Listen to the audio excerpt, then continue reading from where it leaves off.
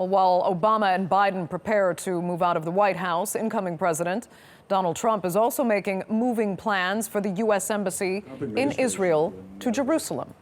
Critics say the move could help Israel claim all of Jerusalem as its own city, its own capital, rather. The international community, including the U.S., regard East Jerusalem as occupied territory. Now, the Palestinians have warned of revoking its recognition of Israel as a state if the embassy is relocated. Now, Trump's nominee to be ambassador to Israel, David Friedman, supports the move, as well as Israel's settlements.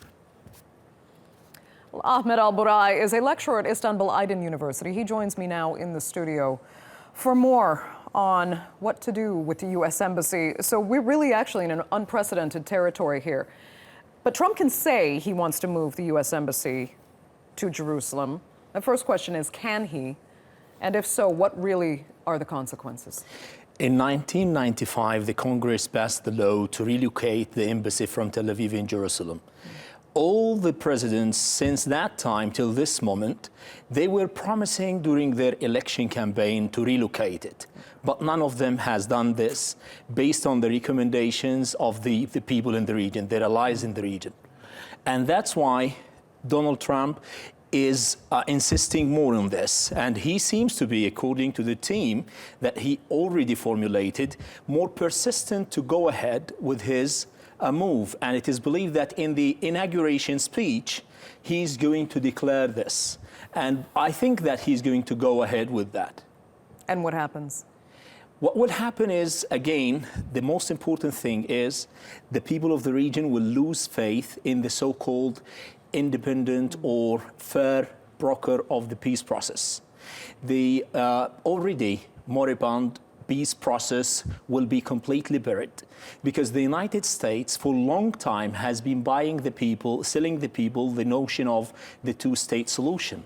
The two-state solution, according to David Friedman, who's the coming ambassador of the United States to Jerusalem, will be no longer a valid notion on the table. He's questioning that. So how come that these people are going to broker or mediate any negotiation between the Palestinians and the Israelis?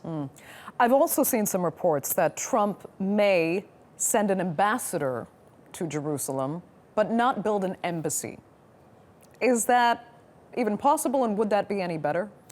The point is, why is he doing that? By this, he's recognizing Israel's claim exclusively for the city as its own capital and denying the Palestinian any hope because it's already occupied in 1976, which is 67, which is an illegal according to the international law. So by doing this, he's violating the Oslo Agreement that was sponsored by in the United States. So by doing this, whether by sending an ambassador or building an embassy, he's violating his own regulations, the agreements that his predecessors signed among the Palestinians and the Israelis. And all of this would really give extremists in the region a whole nother cause to fight for. That's my point. What I believe in, by doing this, you're just nurturing more extremism, you will have more terrorism, and I was questioning why Prime Minister Netanyahu declared that the last attack was related to Daesh or ISIS. Now, Trump, by coming and doing this, he's telling the people that you're peaceful resistance, legal, legitimate resistance of the occupation will not be valid anymore. Even the PLO, the partner of the Israelis in the Oslo Agreement, they declared that they will think about the termination of the recognition of Israel.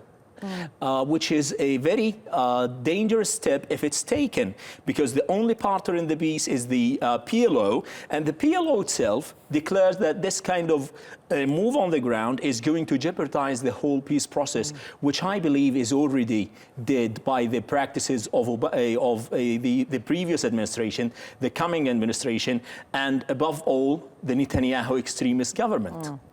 Where can U.S. policy on Israel ultimately go if Trump is president, David Friedman is ambassador, and Jared Kushner, Trump's son-in-law, is a top White House advisor?